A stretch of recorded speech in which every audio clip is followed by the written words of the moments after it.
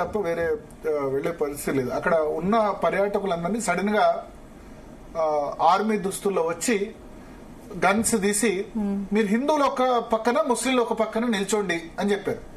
నిల్చున్న వాళ్ళు నిల్చున్నారు. కొద్దిమంది ముస్లింలు అంటే చంపుతారన్న ఉద్దేశంతో ఇటువైపు ముస్లిం వైపు కూడా నిల్చున్న పరిస్థితి. తర్వాత వాళ్ళు రూఢీ చేసుకునేందుకు కల్మా చదవమని అడిగారు.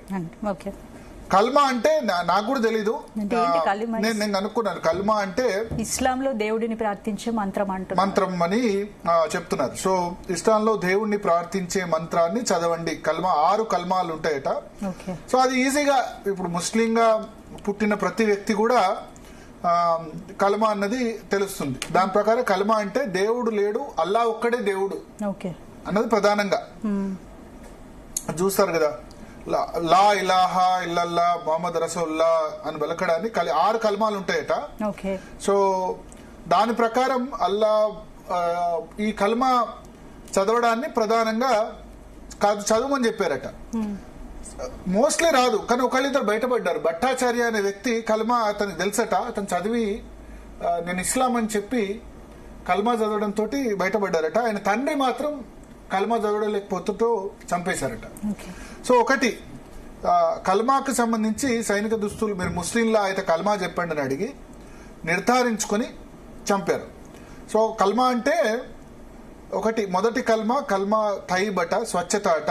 అల్లా తప్ప ఏ దేవుడు లేడు, ఆయన ఒక్కడే, ఆయనకు భాగస్వామి లేరు, మహమ్మద్ ప్రవక్త ఆయన దూత. రెండో కల్మా నేను సాక్ష్యం ఇస్తున్నాను, అల్లా తప్ప ఇంకా దేవుడు లేడు, ఆయన ఒక్కడే, ఆయనకు భాగస్వామి లేరు, మహమ్మద్ ప్రవక్త ఒక్కడే, ఆయన సేవకుడు దూత. ఇట్లా మొత్తం 6 కల్మాలు ఉన్నాయి.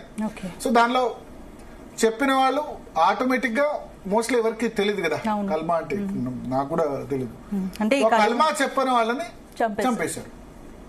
మొత్తం 26 మంది చనిపోతే దీనిలో ఒకళ్ళు ముస్లిం, ఒకళ్ళు క్రిస్టియన్, ఇంకొక వ్యక్తి ఇప్పుడు నేను చదువుతుంది అది. ఇంకొక వ్యక్తి కాన్పూర్ లో అతను ఏం చెప్పాడట అంటే నేను ముస్లిం కాదు, హిందూ కాదు, క్రిస్టియన్ అంటే కూడా క్రిస్టియన్ కూడా కాల్చి చంపారు.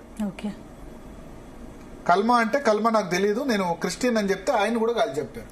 ఒక వ్యక్తి గుర్రం నడుపుతూ వచ్చిన వ్యక్తిని వీళ్ళని ప్రొటెక్ట్ చేసుకుని వేస్తే ఒక ముస్లిం వ్యక్తిని చంపారు.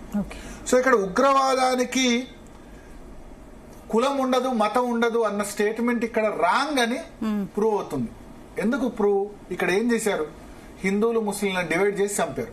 కొద్దిమంది అంటారు ఉగ్రవాదానికి కులం మతం ఉండదు, అన్ని మతాల్లో ఉగ్రవాదులు ఉంటారు. అన్ని మతాల్లో ఉగ్రవాదులు ఎక్కడున్నారు? హిందూ మతం వాళ్ళు వచ్చి ఎక్కడన్నా మీరు ముస్లింలని డివైడ్ చేసి ఇట్లా చంపిన సందర్భం ఉందా? లేదు కదా. ఇప్పుడు ఒకళ్ళిద్దరు చెప్తూ ఉంటారు, ముస్లింలో పుట్టిన వాళ్ళందరూ ఆ విధంగా అనేది తప్పు, శుద్ధ తప్పు. దానిలో చాలా మంది మంచి వాళ్ళు ఉన్నారు, చదువుకున్న వాళ్ళు ఈ సందర్భంలో ఈ జిహాదీలకు చెప్పాలి.